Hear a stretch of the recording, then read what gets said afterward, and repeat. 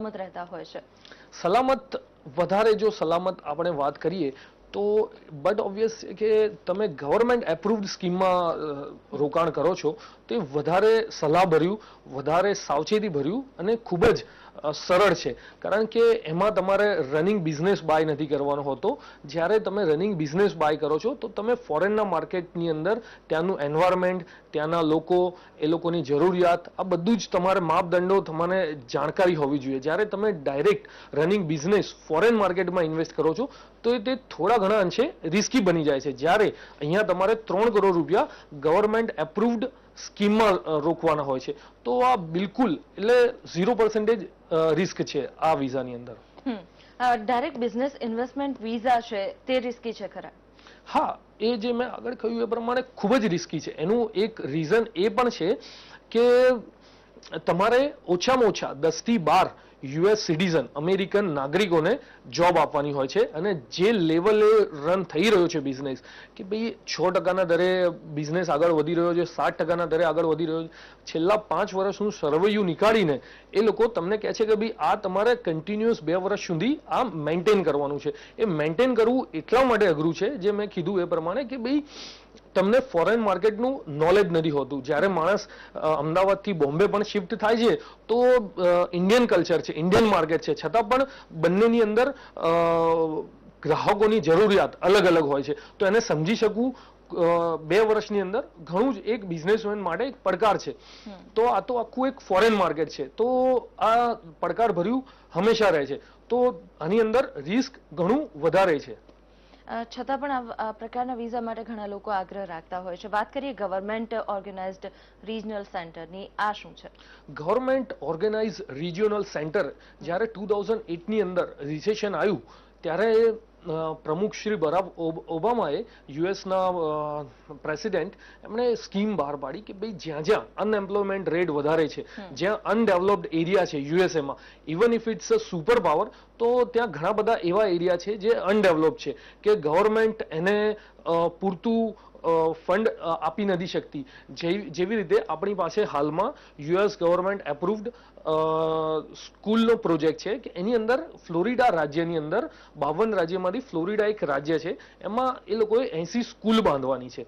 આ 80 સ્કૂલની અંદર એ લોકોએ ફોરેનના વિદેશના નાગરિકોએ ઇન્વેસ્ટમેન્ટ કરવાનું છે.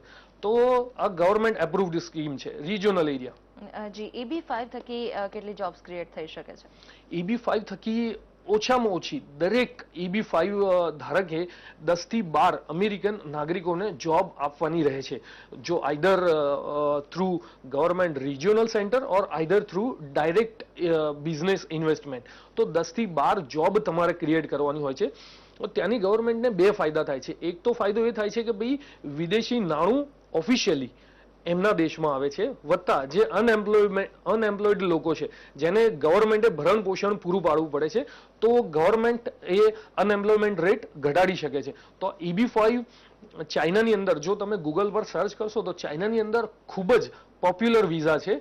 દર વર્ષે ચાઇનાની અંદરથી 2400 થી 2600 માણસ 2006 ટુ 2013 2400 થી 2600 માણસોએ EB-5 માટે એપ્લિકેશન કરી અને એટલાને જ એપ્રુવલ મળ્યું છે આની અંદર. તો ભારતની અંદર હજી આના વિશે એટલો બધો જાણકારી, નોલેજનો અભાવ હોવાથી ઇન્ડિયાની અંદર અમે આ EB-5 વિઝા લોન્ચ કર્યા છે. સાથે જ કહી શકાય કે ક્યાંક આ પ્રકારના વિઝા માટે ખૂબ જ સાહસિકતા પણ જરૂરી છે દરેક વ્યક્તિ માટે, જ્યારે આખા પરિવાર સાથે આટલું દૂર સ્થળાંતર કરવાનું હોય. 100% એક બિઝનેસમેન માટે તો હું કહું છું કે એ જો ચા વેચતો હોય કે એ ધીરુભાઈ અંબાણી હોય, તો સાહસિકતા તો દરેકે દરેક બિઝનેસમેન માટે જરૂરી છે. આમાં સાહસિકતા બિઝનેસમેને લેવાની એટલી જરૂરિયાત નથી. એમની પાસે જે સ્પેર ફંડ છે, એમની પાસે જે મૂવેબલ અને ઇનમૂવેબલ પ્રોપર્ટી છે, ફંડ છે, એ એમણે ત્યાં ગવર્મેન્ટ એપ્રુવડ સ્કીમમાં રોકવાનું હોય છે. જો તમે ડાયરેક્ટ ઇન્વેસ્ટમેન્ટમાં નથી રોકતા તો તમે ગવર્મેન્ટ એપ્રુવડ સ્કીમમાં રોકો છો, તો તમારા રિસ્ક ફેક્ટર ઘટી જાય છે. તમે અગાઉ વાત કરી કે ફ્લોરિડા રાજ્યમાં 80 જેટલી શાળાઓ બાંધવાનો એક ગવર્મેન્ટ પ્રોજેક્ટ છે.